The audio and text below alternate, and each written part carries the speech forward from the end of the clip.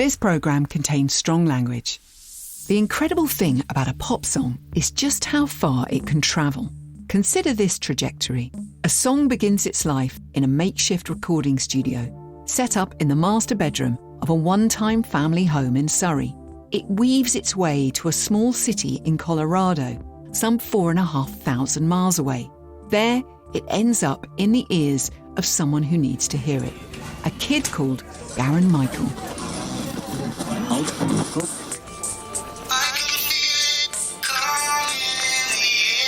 When I was 16, I was working in a restaurant, and I just remember whenever that would come on the radio, because back in the kitchen they would have the radio going, and I just would stop working and I couldn't leave the room until the song was over. There's just something so inspiring and deep about that song that just hooked me. Years later, when Garen finds out more about the circumstances in which the song was written, he'll begin to understand the connection that he felt. That was like my senior year of high school. But there was just something about I think that period in his life where he was going through a divorce and writing really heartfelt songs. And I was a very sensitive kid and had a lot of pain in my life. It's the beginning of a particular kind of connection. He became the soundtrack, basically, of my life. I remember the rest of my time in high school as all Phil Collins. Eventually, Garen graduates. He moves to LA with dreams of making it in Hollywood. You know the drill. Casting call after casting call, waiting for that big break. It started for me with an open call for a film in the LA Times, and the ad just said they're looking for actors with gymnastic background, dancers, physical performers. He shows up to the audition in a big dance studio with no idea what he's trying out for. They had mats and scaffolding set up, and there was a British guy who turned out to be our trainer, and he gave us a little routine to do as a chimpanzee. So that was like the first I found out this is for some kind of ape thing. More auditions follow, and finally, 6 months later, he books his first major part. Garen will be playing a gorilla in a big-budget adventure movie called Congo. We went through 5.5 months of training to be a gorilla, just staying in character, being a gorilla for all the time. It was just very, very intense. After Congo, more opportunities follow, all of them inside a gorilla suit that's beginning to feel like a second skin. Before he knows it, Garen has carved out his own little niche in Hollywood. It worked out great for me later on because after 8 or 9 years, I think they started renting the suit for commercials. So I started doing a lot of commercials. Can you see where this is headed? Isn't fate a funny thing?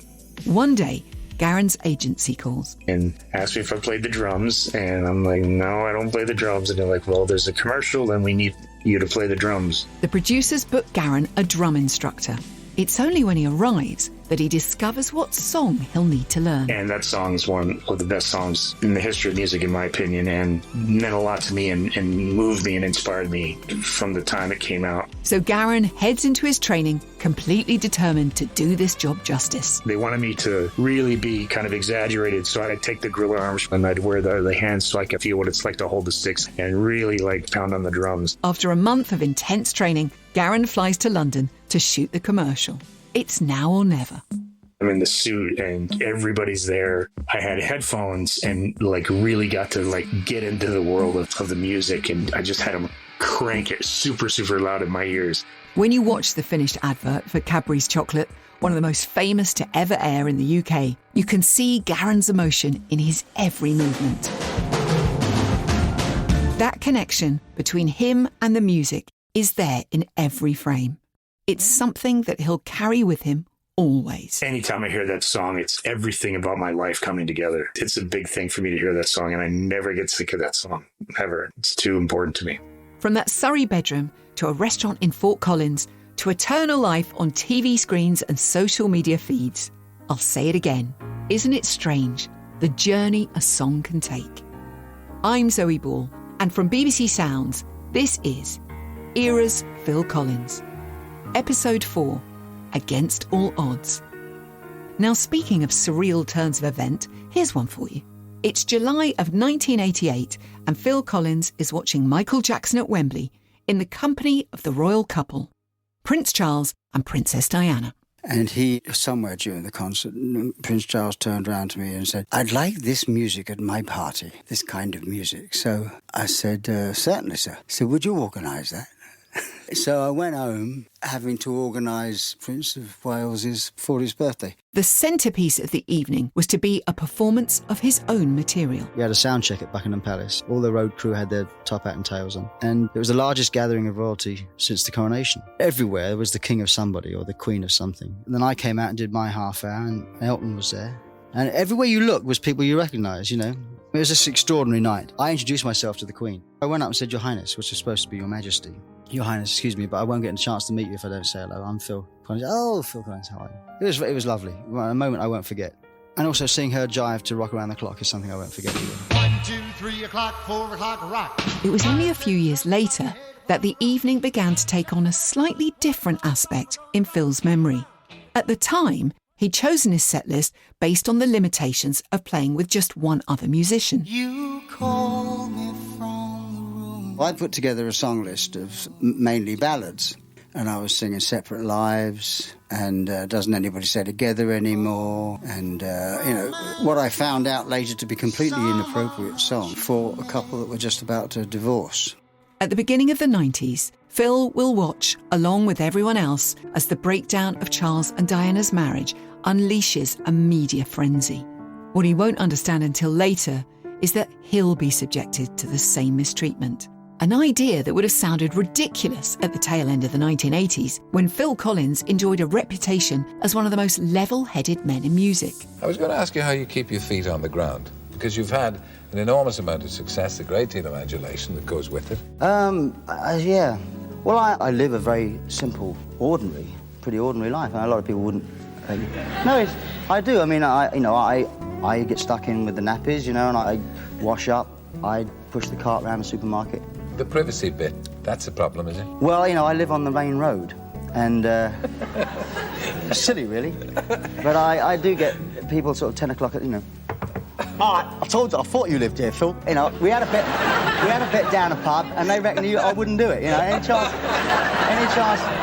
It doesn't make you want to run to a Caribbean island and just live there on your own. Yes. No. No, it doesn't really. I mean, it's part of it, and I don't mind that at all. Try asking that question of Phil again a few years later, and you might get a different answer, because Phil's about to experience a different side to public attention. I mean, you're monogamous, really, aren't you, on the whole? Yes. Twice married, nevertheless. Twice married, yeah. Well, I've always been a sort of a one-woman guy, really. This Desert Island Discs interview was recorded in 1993, at the time of the release of Phil's new solo album, Both Sides. What about your most recent album, Both Sides? Because that seems very much to be about loss and longing and about somebody. Yeah. Well, I suppose as you get to the halfway mark in your life, you start looking back as much as looking forward, And there are always going to be the little skeletons in the cupboard. There are always going to be the people that, if you start thinking about them, or if without even wanting to, you can have a dream one night and suddenly it's like this person you haven't thought about for 15, 20 years, suddenly you think about, and for 2 weeks you can't think about anything else. So your wife has to be pretty long-suffering, is she? Yes. She's amazing, actually. I mean, she knows it's what I do. I mean, I have to write about what I am, what I feel. And perhaps what Phil Collins felt at the dawn of the 90s was a bit lost. In 1991, Genesis had returned with another massive album, We Can't Dance, topping the charts in the UK and selling 4 million copies in the US. But in the background, a personal crisis loomed. On the giant tour that followed, Phil Collins was reintroduced to an old girlfriend from his days at stage school. This was a school romance that hadn't been laid to rest. And unfortunately, it kind of rocked the foundation of my marriage. When Phil returned to his family from that tour, his conscience weighed heavily on him. Things happened on the We Can't Dance tour. It started to go funny. And then I came back to finish the record, and we tried to make things right. But it was never the same again. Could have given you everything that you need, but I cannot turn back the years. Both Sides was a deeply personal record, one that Phil created without the help of any outside musicians, playing every instrument on the record himself. The album reached #1 in the UK, but Phil's private life was in turmoil. His marriage had never recovered from the events of the We Can't Dance tour. You couldn't find a less promiscuous bloke on the road than me. I mean, if I'm married and got a relationship, I'm married and I've got a relationship. It's only when things go wrong, the blinds start to come down and you start to think, well, I'm just not happy, and things happen. On the road, touring his new album in Switzerland, Phil met a woman called Oriane and fell deeply in love. But the subsequent breakdown of his marriage to Jill would prompt the single biggest scandal of his career. What happened was I had split with my second wife. Her and I had discussed this because I was away on tour, but we had discussed this over the phone. We discussed this face to face, but then I have to go away. And then I remember distinctly that there was in Frankfurt in Germany, I was just about half an hour from going on stage and I was trying to call to arrange to meet Lily, you know, our daughter. And the phone kept going down. So I wrote a fax and sent it from my dressing room. And that was the one that turned up on the front page of The Sun. Somehow, the tabloids got their hands on the message that Phil sent Jill and ran with a story that he had broken the news of the divorce over fax. I remember waking up in this hotel in Switzerland and it was there. And I thought, how the fuck did that happen? I mean, not only literally how did it happen, but why? I mean, it's kind of, it's not true, but at that point, they were starting to carve on my headstone, he divorced his wife by fax. And it will be there now forever. And no matter how much I try to tell the true story, because the other story is better. For the first time in his career, Phil really saw the other side to fame. He was being hounded by the press, and worse still, so were his family. Jill was in a terrible state. Lily was only 5 and she was trying to go to school and they were camped outside the school. They were camped in the garden in England. It was terrible. And anybody that's been through that in the papers, and I'm certainly not the only one, am I? I mean, you know, will tell you that it's just, you don't think it's ever going to end. The media dubbed the episode Faxgate. With it, Phil's tenure as rock and roll's #1 nice guy seemed to be over. Well, you know, I never liked being Mr. Nice Guy in the first place, so there's probably a happy medium somewhere. I'm not the cad they think I am, and I'm not the nice guy they thought I was. After the bruising experience at the hands of the media and the end of his marriage, Phil moved to Switzerland, both to be nearer to Oriane and further from the papers that were hounding him. For the first time in his career, Phil pulled away. When he returned in 1996 with a new solo album called Dance Into the Light, it became his first not to crack the top 20 in the States. It was also at this point that he made one of the most pivotal decisions of his career. After 26 years playing in the band and more than 2 decades as its frontman, Phil Collins departed Genesis. A decision made all the more difficult by his friendship with Mike and Tony. They are my mates, yeah. I've spent 25 years of my life with them. But the thing is that, you know, I wanted to do other things. I wanted to do nothing. You know, I mean, I moved to Switzerland because I fell in love with a lady that lived in Switzerland, and we're still together and we're very, very happy. And I live there and they live here. So I can't possibly, it wouldn't have worked anyway, really, in some shape or form. And as you get older, your interests change a little bit. For the first time in his adult life, Phil Collins stepped off the treadmill of constant recording and touring.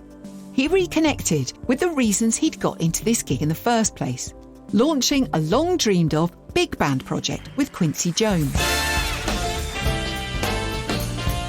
And in 1999, lending his talents to Disney to compose the soundtrack for Tarzan. So You'll Be My Heart, for me, was a pivotal moment in my life in some respects. And I really lifted my game, you know, to do that music.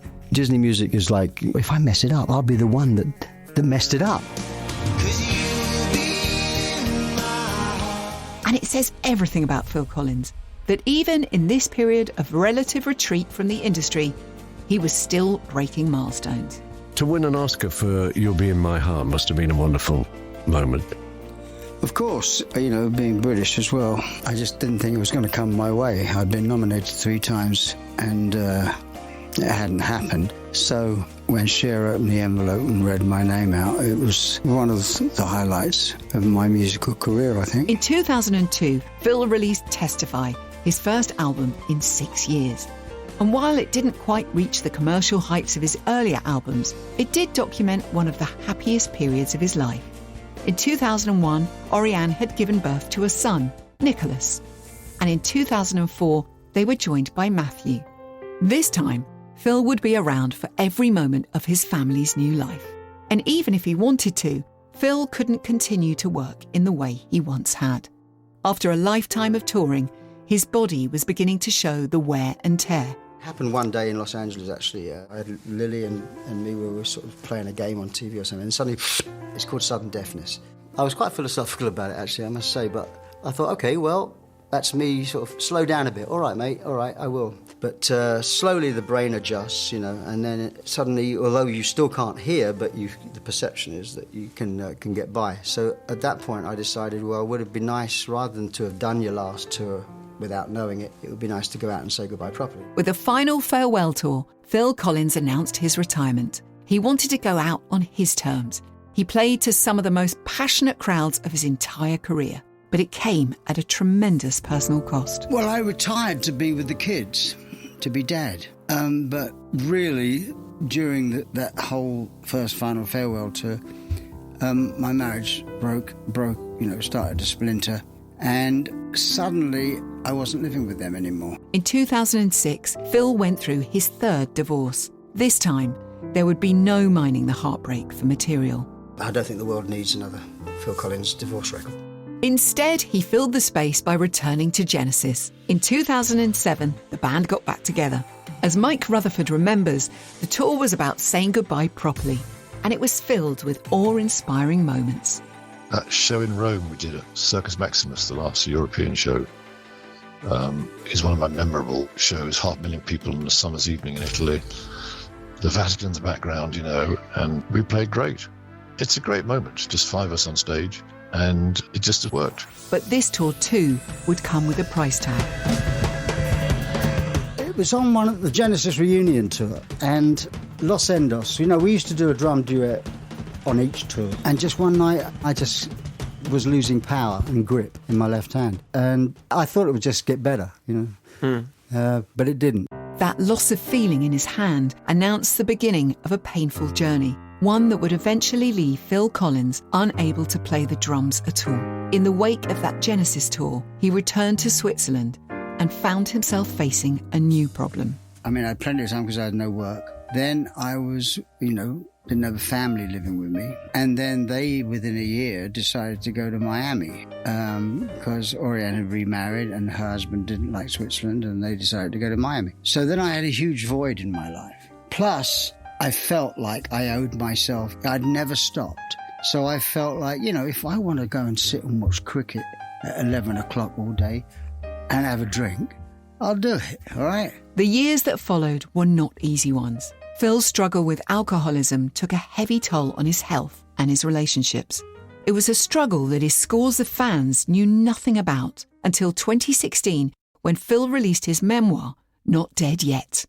And its release coincided with a very unexpected and very welcome announcement. So suddenly you've decided you're back. You're going to do shows next year at the Albert Hall. They sold out in about 15 seconds. It's pretty good, isn't it? Yes, very good. I was very impressed with that. Very pleased. In the years since he'd last performed, Phil's physical condition had only worsened, so he wouldn't be able to sit behind the kit. So the question was, who might be able to fill the drum stool?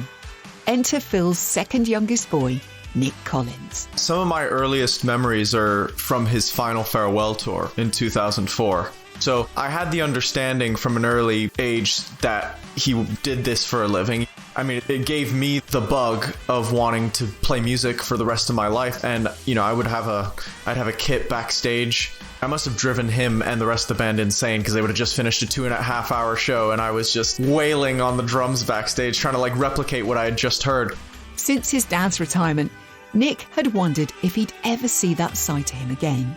He knew his dad had overextended himself back in the day, that his success had come at a cost. But maybe this time round, it could be different. And I think at that point, all of us, and not just my brother and I, but all my other siblings, we were all happy to see him back on the road because he belongs on a stage. The Not Dead Yet tour kicked off in Liverpool in 2017, with Nick joining his dad on stage to play the drums. No pressure, Nick. And I remember just being like, oh man, this could go sideways. It's the first show back in, 13 years of his solo thing.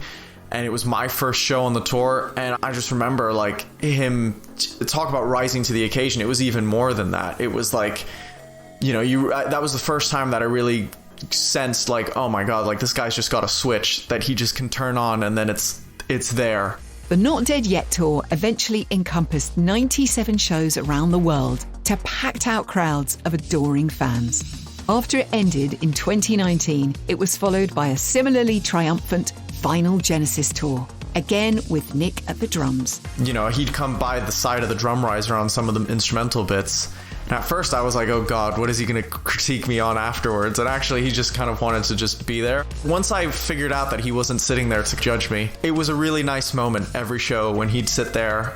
And having that kind of unspoken moment between each other was really nice. And I'm grateful that he felt confident enough in my ability to go on stage with them and to play these parts. When that tour wrapped up in 2022, it really did feel like an ending. Mike Rutherford.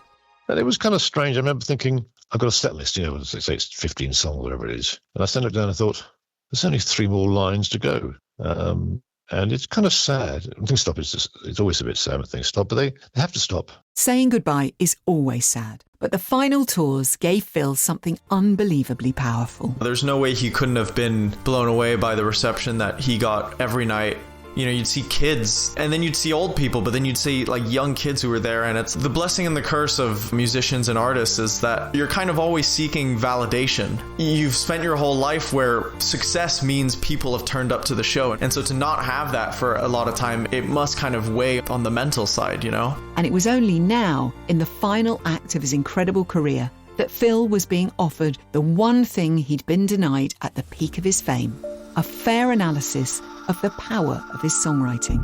Music writer Kate Mossman. I think about 10, 15 years ago in music, something really important happened, which was that the idea of the so-called guilty pleasure was overturned. And anyone who talks about having guilty pleasures now looks like a fool, because there's no shame at all in admitting that you like ABBA or that you like the Bee Gees. And the key with an artist like Phil Collins is the sheer number of hits that spoke to all areas of life of ordinary people in the 1980s. There would be your wedding song, there would be your breakup song, there would be your storming down the motorway in your car song. Roger Taylor from Queen once described it as the wallpaper of life. And you can't deny that this is somebody who had a solo career on a level with Elton John or Billy Joel in the 80s, and there weren't that many other people that you could compare it to, where it just sort of spoke to the lives of ordinary people. And ultimately, they were the ones buying the records, they were the ones keeping these guys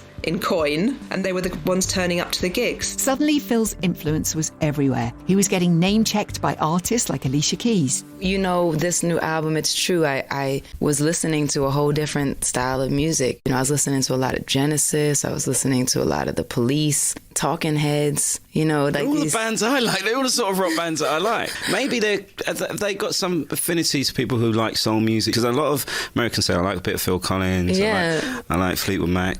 Yeah, no, because it is. It's heartfelt. You know, it's heartfelt. It's untraditional. You know, it's different. I mean, the fact that when you listen to Genesis that you hear those live drums and then those program drums will just come out of nowhere for like 8 bars and then never come back again. It's like it's experimental. The UK R&B legend Craig David feels the same way. For him, Phil is a soul singer, pure and simple. His heart is so deeply, from my perspective, entrenched in soul music and in R&B. It's like it's so natural for him in the melodies that he chooses to use, his songwriting ability, which I think is like, we have to highlight how incredible he is as a songwriter. Craig got the opportunity to meet Phil not that long ago. And I was just, man, to be in the presence of greatness, I was just in awe of the talent, what Phil means to music. So, but then putting that aside, just to meet a beautiful human being who had time to speak to me, to be in the presence of him, and for him to be so kind, and for him to sit with me and just talk about life, I just felt that for me was a really defining moment and almost kind of encapsulated who Phil Collins really is. Like, he's a beautiful human being. Almost of its own accord, Phil's influence has spread far and wide. He may not be able to play the drums anymore, but there's a whole universe of drummers who followed the path that he forged. Drummers like Izzy Lamberti, who often covers Phil's tracks for her millions of followers on TikTok and Instagram. The first time I kind of knew about Phil Collins, I was really young, and it was actually from Tarzan. I mean, I loved the movie. Like, I grew up listening to the whole soundtrack. Like, my mom would play it in the cars, like anywhere we were going, we'd listen to Tarzan. So that was my first encounter. But I think once I was like 10, I was getting really serious, and that's when I knew, In the Air Tonight, when I like really started researching and becoming a serious drummer. I was around like 10 years old, and I was like, I heard that fill, and I'm like, oh my God, I gotta play this. And I'm like putting together like, oh my God, that's the guy from Tarzan. He's a drummer. That's even better, Phil's contribution to music is something that Izzy and others in her generation don't take for granted. I just want to say thank you. His work on the drums and just as a musician speaks to not only me, but speaks to so many people. He's so inspiring, and I'm just honored to have learned so many things on the drums that he doesn't even know he taught me or generations of people. So it's just amazing. So thank you. All of which must feel novel to a man who never really stopped thinking of himself as a drummer who sings a bit, a reluctant icon who, in his own way, broke all the rules of pop stardom.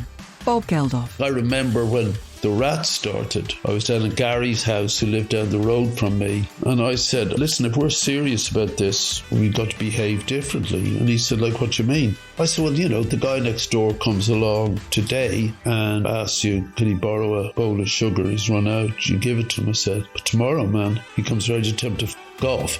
You go, why? And I said, I don't know why, but that's just it, So that was the sort of situation. But Phil was never that. He loved the music business. He loved everything about it, And all is that Phil Collins, his character type, his lack of style type, his lack of side or guile would have disappeared had it not been for the huge talent, the songwriting, the voice, the playing, the sound. That's a hell of a package to squeeze into a tank top.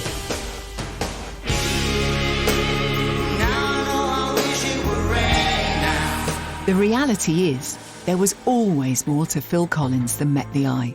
250 million albums sold, 8 Grammys to his name, an Oscar. I could go on. But none of that really does justice to what Phil achieved. To put it in the simplest terms possible, he soundtracked our lives. And he did it without ever losing track of who he was. I know this sounds weird, but I kind of view myself as a failure. I remember when I read this thing about me and Michael Jackson and Paul McCartney being, only 3 artists that have sold 100 million records on their own and with a band. And when I read that, I thought, well, no one told me that. Nobody told me. I mean, if I knew I was as big as that, I'd have been more arrogant or something. I didn't know, because you don't stop and look behind you sometimes and realise what you've done. In the final part of Era's Phil Collins, it's time for the man himself to look behind and take stock of what it is he's done.